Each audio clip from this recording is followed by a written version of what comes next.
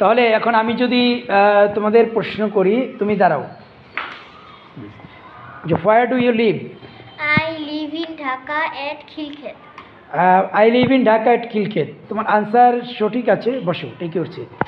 তাহলে আমরা এটাকে যদি আমরা একটু স্মার্টলি বলি তাহলে হবে কি, I live in Dhaka Khilkhet, to be more exact. কী বলতে হবে? I live in Dhaka Khilkhet. আমার সাথে বলো, I live in Dhaka Khilkhet, to be more exact. I live in Dhaka Khilkhet, to be more exact.